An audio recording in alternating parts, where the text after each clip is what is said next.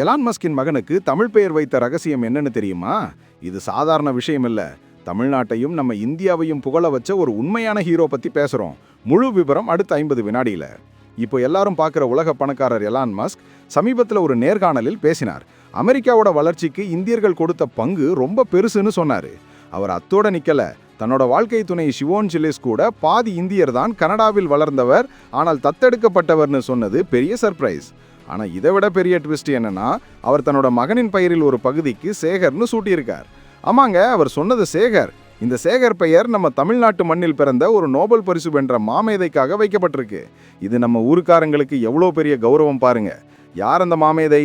அவர் வேற யாரும் இல்ல, புகழ்பெற்ற இந்திய அமெரிக்க வானியற்பியலாளரும் நோபல் பரிசு பெற்றவருமான சுப்பிரமணியன் சந்திரசேகர். ஆடாடா, இவரோட அறிவியல் மரபுக்கு மரியாதை செய்யத்தானா மஸ்க் இப்படி ஒரு பெயரை சூட்டியிருக்கார். நம்ம தமிழ் மண்ணில் பிறந்த ஒரு விஞ்ஞானி உலக பணக்காரரின் மகனுக்கு பெயர் வச்சதுன்னா இந்தியா உலக அரங்கில் எந்த இடத்துல இருக்குன்னு பாருங்க.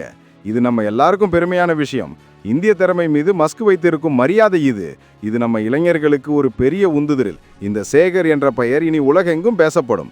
நம்ம தமிழர் ஒருத்தருக்காக அவர் மகன் பெயரில் வச்சிருக்க இந்த சேகர் பெயர், இதை பத்தி நீங்க என்ன நினைக்கிறீங்க? உங்க கருத்தை கமெண்ட் செக்ஷன்ல சொல்லுங்க. லைக் பண்ணிட்டு உங்க நண்பர்களுக்கும் ஷேர் பண்ணுங்க. எலான் மஸ்க் ஒரு இந்தியருக்கு கொடுத்த பெரிய கௌரவம் இது.